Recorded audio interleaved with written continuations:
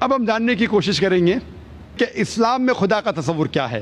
اگر آپ پوچھتے کوئی مسلمان سے کہ خدا کا تصور کیا ہے تو سب سے بہترین جواب کوئی مسلمان دے سکتا ہے وہ ہے سورہ اخلاص. اور سورہ اخلاص میں کہا گیا ہے سورہ نمبر 112 آیت نمبر 1 سے 4 میں قل هو اللہ احد، کہو کہ اللہ ایک ہے، اللہ الصمد، اللہ جو بے نیاز ہے، لم یلد ولم یولد، نہ وہ کسی سے جنا ہے نہ کسی کو جنا ہے، ولم یکن لہ کفوا احد، اس کے جیسا کوئی نہیں ہے. یہ سورہ اخلاص میں 4 آیتیں ہیں جس میں 4 شرائط ہے.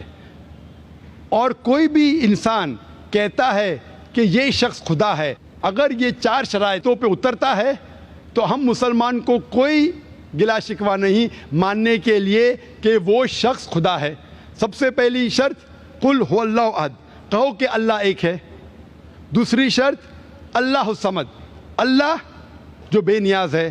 تیسری شرط لم یلد ولم یولد، نہ وہ کسی کو جنا ہے نہ کسی سے جنا ہے. اور چوتھی شرط ولم یکن لہ کفوا احد، اس کے جیسا کوئی نہیں ہے. یہ 4 شرائط پہ اگر کوئی اترتا ہے ہمیں کوئی گلا شکوہ نہیں ماننے کے لیے کہ وہ اللہ ہے. یہ سورہ اخلاص خدا کو جاننے کا طلسمہ ہے. کوئی بھی شخص کہتا ہے کہ یہ خدا ہے، اس کو جاننے کے لیے ضروری ہے کہ وہ سورہ اخلاص کے بنیاد پہ اترے. مثال کے طور پہ اگر کوئی شخص کہتا ہے کہ بھگوان رجنیش خدا ہے.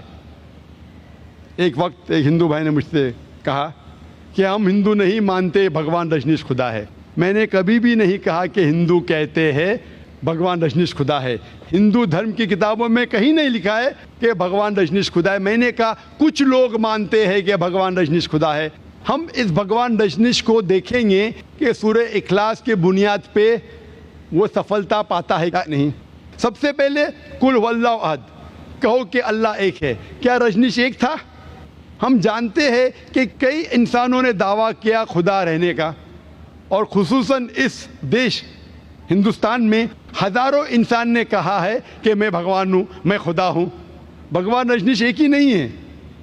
لیکن ایک رجنیش بھکت کہیں گا نہیں وہ ڈیفرنٹ ہے، علیحدہ ہے، الگ ہے. دوسری شرط اللہ الصمد، اللہ جو بے نیاز ہے. کیا بھگوان رجنیش بے نیاز تھا؟ Was he absolute internal? ہم اس کی آٹو بایوگرافی پڑھتے پتہ لگتا ہے کہ اس کی آٹو بایوگرافی میں لکھا ہوا ہے کہ بھگوان رجنیش کو ڈائبٹیز کی بیماری تھی، اس کو استھما تھا، اس کو ریڑھ کی ہڈی کی بیماری تھی. آپ سوچ سکتے ہیں بھگوان کو، ایشور کو، خدا کو ریڑھ کی ہڈی کی بیماری ہے، استھما ہے، ڈائبٹیز ہے. اور تیسری شرط لم یلد ولم یولد، نہ وہ کسی کو جنتا ہے نہ کسی سے جنا ہے. ہم جانتے ہیں کہ بھگوان رجنیش وہ مدھیہ پردیش میں پیدا ہوئے تھے، ان کے والدین تھے، اور سن 1981 میں رجنیش جاتے امریکہ، اور وہ ایک اسٹیٹ آف اوریگون میں اپنا سینٹر شروع کرتے رجنیش پورم. اور کچھ سال بعد کئی ہزاروں امریکن کو وہ بیوقوف بناتے ہیں. یو ایس اے کی گورنمنٹ رجنیش کو اریسٹ کرتی ہے، گرفتار کرتی ہے اور ڈالتی ہے جیل میں. رجنیش کہتے ہیں کہ U S a government give me slow poisoning, مجھے جیل میں یو ایس اے نے دھیرے دھیرے زہر دیا. جیل میں زہر دیا. آپ سوچ سکتے بھگوان کو کوئی زہر دے رہا ہے، بھگوان کو سلو پوائزننگ کر رہا ہے. اور 1985 میں 1985 میں یو ایس اے رجنیش کو یو ایس اے کے باہر نکالتے، پھر سے ہندوستان میں آتا ہے اور پونا میں اپنے پرانے سینٹر میں جاتا ہے اور واپس سے اس کو شروع کرتا ہے. اور اسے کہا جاتا ہے اوشو کمیون. آج جب آپ پونا میں جائیں گے اوشو کمیون میں جب داخل ہوئیں گے تو اس کی سمادھی پہ لکھا ہوا ہے Rajneesh Osho never born, never died, but visit the earth from the 11th of December 1931 to the 19th of January 1990. Osho نہ کبھی پیدا ہوا نہ کبھی انتقال ہوا، لیکن اس زمین پہ سیر کرنے کے لیے آئے، گھومنے کے لیے آئے. 11 دسمبر 1931 سے 19 جنوری 1990 تک وہ اس تختیب میں لکھنے بھول گئے کہ رجنیش کو 22 ممالک کی ویزا نہیں ملی. آپ سوچ سکتے ہیں भगवान धरती पे आते हैं, ज़मीन पे आते हैं सैर करने के लिए, घूमने के लिए, और उसे वीज़ा की ज़रूरत है. और आर्क बिशप ऑफ ग्रीस कहते हैं कि रजनीश को इस देश से निकालो वरना उसका घर और उसके डिसाइपल्स, उसके मानने वालों का घर जलाएंगे. और आखिरी शर्त वलम यकुल लहू कुफुवन अहद, उसके जैसा कोई नहीं है. ये बहुत अहम है.